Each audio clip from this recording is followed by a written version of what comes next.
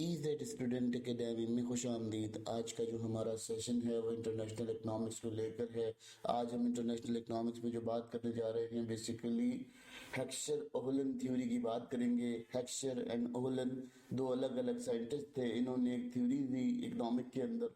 ये उस थ्योरी के ऊपर बात की जा रही है। बेसिकली ये थ्योरी क्या कहती है? ये थ्योरी कहती है कि आपने जो चीज़ें अपने मुल्क से एक्सपोर्ट करनी है वो क्या करनी है, वो चीज़ें होनी चाहिए जिनके आपके पास बनाने के फैक्टर बहुत ज़्यादा हों, ठीक है। और आपने वो चीज़ें इंपोर्ट करनी है जो कि आपके मुल्क में कम है, यानी जिसकी तादाद कम है, आपने वो करनी है, यानी वो चीज़ों को इंपोर्ट करना है और उन चीज़ों को एक्सपोर्ट करना है जिन चीज़ों के ऊपर आपका ज़्यादा से ज़्यादा फैक्टर ऑफ अबंडेंस मौजूद हो। यानी अबंडेंस करते हैं बहुत ज़्यादा होना, कसीर तादाद में होना। जैसे आपके पास लेबर बहुत है, लैंड बहुत है, तो आप लेबर इंटेंसिव चीज़ों के ऊपर जाएं, लेबर इंटेंसिव चीज़ों पे काम करें। अगर आपके पास लैंड बहुत है तो आप लैंड इंटेंसिव चीज़ों के ऊपर काम करें ताकि आप उन्हें एक्सपोर्ट कर सकें, जिससे आपको बेनिफिट हासिल होंगे। लेकिन क्या है कि जब आप इंपोर्ट करेंगे तो इंपोर्ट उस चीज़ों को करेंगे जो चीज़ें आपके पास मौजूद नहीं है या आपके मुल्क में मौजूद नहीं है। अब ये थ्योरी कहती क्या है, इसके बारे में बात करते हैं। सबसे बड़ी चीज़ ये थ्योरी कहती है कि आपका पहली चीज़ कि अगर आप कैपिटल बहुत ज़्यादा रखते हैं, आपके पास सरमाया बहुत ज़्यादा है, तो आप क्या करें, आप सरमाए से जो वाबस्ता चीज़ें हैं उनको एक्सपोर्ट करें, जो आप सरमाए से आप हासिल कर सकते हैं। फिर आप क्या करते हैं, आपके पास दूसरी चीज़ ये होती है कि आपके पास अगर तो आपके पास लेबर बहुत ज़्यादा तादाद में मौजूद है तो आप अपने लेबर को एक्सपोर्ट करें या लेबर इंटेंसिव गुड्स को एक्सपोर्ट करें। यहाँ क्या होता है, यहाँ पूरा पूरा लेबर ही उठा के एक्सपोर्ट कर दिया जाता है, हालांकि ऐसा नहीं है। लेबर इंटेंसिव गुड्स को एक्सपोर्ट करने के बारे में उन्होंने कहा है, ठीक है। अब क्या होता है, यहाँ पर अगर फैक्टर देखा जाता है, जैसे के पास बहुत ज़्यादा चीज़ें मौजूद हैं, जैसे रिसोर्सेज हैं। अब आपके पास क्या होता है, आपके पास एक इंटरनेशनली ऑटोमेटिकली देखा जाता है, टाइम टू टाइम आपके पास चीज़ें रिटर्न आने लगती हैं। देखिए बेसिकली उसका कहना ये है कि अगर आपके पास लेबर गुड्स ज़्यादा हैं तो आप लेबर गुड के ऊपर काम करें। अगर आपके पास जो है वो कैपिटल एसेट ज़्यादा हैं और कैपिटल एसेट पर काम कर सकते हैं, आप उनको एक्सपोर्ट करें, ठीक है। फिर अगर आपके पास ये चीज़ें नहीं है तो फिर आप उन चीज़ों के ऊपर काम करें, जैसे आपके वेजेस हैं, रेंट है वो कम है, आपका चीज़ें कम है, आपकी चीज़ें सस्ती हैं, तो आप इस तरह की चीज़ों के ऊपर काम करें जिसको आप एक्सपोर्ट करें, ठीक है। ताकि आप इस तरह की कोई गुड्स बनाएं या इस तरह की कोई चीज़ बनाएं जिसमें कम वेजेस कम रेंट लगे, तो आप जब एक्सपोर्ट करेंगे तो आपका बेनिफिट होगा और आपको बेनिफिट हासिल होगा। अब इनकी जो असल थ्योरी है वो क्या कहती है, वो कहती है कि दो चीज़ें और दो पैदावारी अनासर आपके पास मौजूद हों तो आप जो है वो अपनी ट्रेड को कर सकते हैं। जैसे आपने कहा कि हाँ दो चीज़ें क्या हैं, लेबर और कैपिटल है, ठीक है। दो चीज़ें आपकी मेन रिसोर्सेज हैं जो आपको एक्सपोर्ट के लिए चाहिए होती हैं। वो कहते हैं कि अगर आपने किसी कंट्री से कोई मुआहदा करना है, किसी मुआहदे में जाना है, तो अपने फैक्टर ऑफ एंडोमेंट का बहुत अच्छे से अंदाज़ा लगाएं, ताकि जब आपको ये पता हो कि आपके पास कौन कौन से फैक्टर्स ऑफ एंडोमेंट मौजूद हैं तो वो आप उसके हिसाब से फैसला कर सको। देखिए फैक्टर ऑफ एंडोमेंट हम लास्ट वीडियो के अंदर डिस्कस कर चुके हैं कि जिससे आप पैदावार कर चुके हैं या पैदावार के अंदर आपका हिस्सा है, आप यहाँ पैदावार कर चुके हैं, तो वहां से जो आपके सिस्टम्स हैं वो कैसे जनरेट हो सकते हैं। तो आप अपने एंडोमेंट फैक्टर ऑफ एंडोमेंट का बहुत अच्छे से अंदाजा लगाएं। अगर आपके पास कैपिटल गुड ज्यादा है तो आपका जो कंडीशन होनी चाहिए वो कैपिटल की तरफ रुझान ज्यादा होना चाहिए।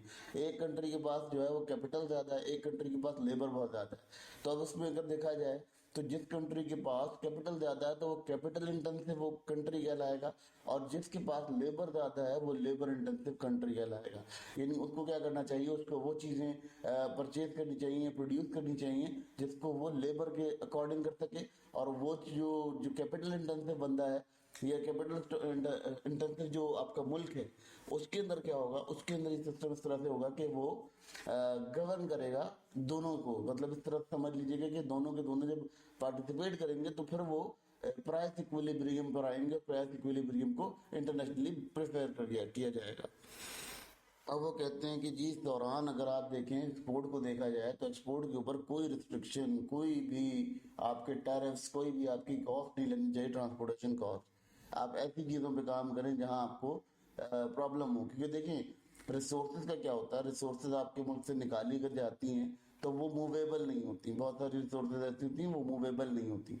अच्छा कुछ तो मूवेबल होती हैं, जैसे कि आपने देखा होगा कि डोमेस्टिक जो हम देखते हैं वो डोमेस्टिकली ये होता है कि हमारा लेबर बाहर चला जाता है, वो मूव कर जाता है, ठीक है, मूवेबल हो जाता है। लेकिन बहुत सारी रिसोर्सेज ऐसी होती हैं जो कंट्री के पास उनकी अपनी ओन होती हैं, जिसको वो मूव नहीं कर सकते। तो उन्हीं रिसोर्सेज को यूज करते हुए जो है आपको करना ही चाहिए कि आपको उसका इस्तेमाल करना चाहिए। और जो वो है टैरिफ हैं या कॉस्ट है, ट्रांसपोर्टेशन कॉस्ट है, ये डिफरेंट किस्म के ट्रेड बैरियर्स हैं, वो ट्रेड बैरियर्स नहीं होने चाहिए। चाहे ट्रेड बैरियर्स भी हम डिस्कस करेंगे फर्दर आगे, ताकि आपको समझ में आए कि ट्रेड बैरियर्स होते क्या हैं। जो गवर्नमेंट जो रिस्ट्रिक्शन लगाती है या इंटरवेन करती है आपकी ट्रेड के अंदर, ये वहां पर ट्रीट किया जाता है और वहां पर उसको डिस्कस किया जाता है। इसी तरह वो कहते हैं जी फैक्टर ऑफ प्रोडक्शन जो है वो कहीं मूव नहीं कर सकते, वो इमूवेबल होते हैं, उनके अंदर कोई मूवमेंट नहीं होती, जिसकी वजह से क्या होगा कि वो उसी मुल्क के अंदर इस्तेमाल होंगे। तो कोशिश करें कि उसी मुल्क में वो वसाइल पैदा किए जाएं जिससे आप उसे इस्तेमाल करके किसी मुल्क में एक्सपोर्ट करें, जिससे आपका रेवेन्यू भी बढ़े और आपकी जो जनरेशन है वो भी स्ट्रांग हो सके, या आपकी जो कहना चाहिए ग्रोथ स्ट्रांग हो सके। मगर अनएक्सपेक्टेडली हमारे यहाँ क्या होता है, हमारे उन वसाइल का इस्तेमाल ही नहीं किया जा रहा होता, और वो ये कह रहे होते हैं कि ये वसाइल तो काबिल ही नहीं कि इनका इस्तेमाल हो सके, और अगर वो इस्तेमाल हो भी रहे हैं तो कोई और शख्स आए और वो आगे कर दे। तो ये अनएक्सपेक्टेडली हमारे साथ कुछ मसले हैं कि हम जो है वो तरक्की नहीं कर पाते। जो बेसिक मसला यहाँ आता है वो यही आता है कि हमारी जो तरक्की है वो इस वजह से नहीं हो पाती कि हम यहाँ जो वसाइल हमें मिल रहे हैं हम उन वसाइल का इस्तेमाल नहीं करते, करते ही नहीं, क्योंकि शौक ही नहीं है। मेहनत करनी पड़ेगी, मेहनत कौन करे? इससे अच्छा है कि भाई वो कहीं से कर्जा ले लो, कहीं से कुछ कर लो, तो उससे आपका हिसाब किताब अच्छा चल जाएगा। लेकिन क्या होता है कि आपकी ट्रेड बैरियर्स के ऊपर आप काम नहीं कर पाते, और आप फिर ट्रेड बैरियर्स इतने लगा देते हैं कि कोई शख्स ट्रेड ही ना कर सके, कोई ट्रेडिंग ही ना करे आपके उसमें, तो ये भी एक बड़ा प्रॉब्लम क्रिएट होता है। तो ये जो हेक्स्चर ओलन थ्योरी थी ये इसमें बहुत इंपॉर्टेंटली उसने ये बताया। बेसिकली ये कंपैरेटिव एडवांटेज का एक कहना चाहिए कि उसका रुख है, और उसके ऊपर बाद में बात करेंगे, क्योंकि ट्रेड बैरियर्स पे जब बात करेंगे तो उसकी भी अलग थ्योरीज हैं, तो उसके बारे में बात करेंगे कि ट्रेड बैरियर्स किस तरह से तो सूदमंद साबित होते हैं, फायदेमंद साबित होते हैं हमारे लिए। अब यहाँ मिसाल देख लेते हैं इनकी थ्योरी के अकॉर्डिंग, एक मिसाल देते हैं यहाँ पर। देखिए यूएस को अगर देखा जाए तो यूएस हमेशा कैपिटल इंटेंसिव गुड्स देता है, क्योंकि वो कैपिटली अबंडेंट है।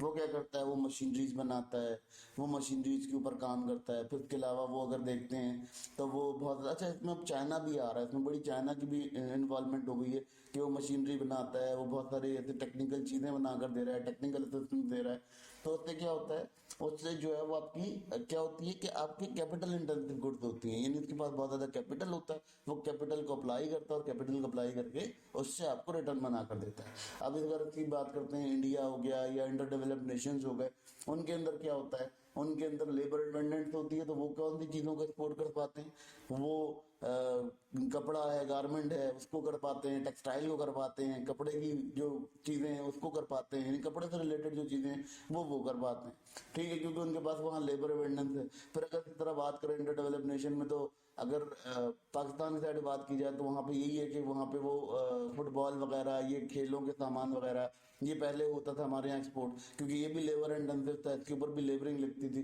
तो लेबर के ऊपर काम होता था ये सारा का सारा। तो जो हमारे जैसे जैसे कहना चाहिए कि स्पोर्ट्स सेक्टर था वो हमारा काफी ज्यादा स्ट्रांग था किसी वक्त में, लेकिन अब तो खैर उसकी तहकीक हाल ही है तो उसको देखा जाता है। लेकिन इस तरह से आप लेबर इंटेंसिव चीजों को एक्सपोर्ट करके अपने लिए काफी ज्यादा मुनाफा कमा सकते हैं। फिर दूसरी बात ये कि कैपिटल इंटेंसिव चीजें यानी मशीनरी वगैरह ये सब चीजें, अगर आपके पास ये चीजें मौजूद हैं तो आप इनसे भी काफी ज्यादा अबंडेंसी हासिल कर सकते हो, काफी ज्यादा अबंडेंस पोजीशन के अंदर जा सकते हैं।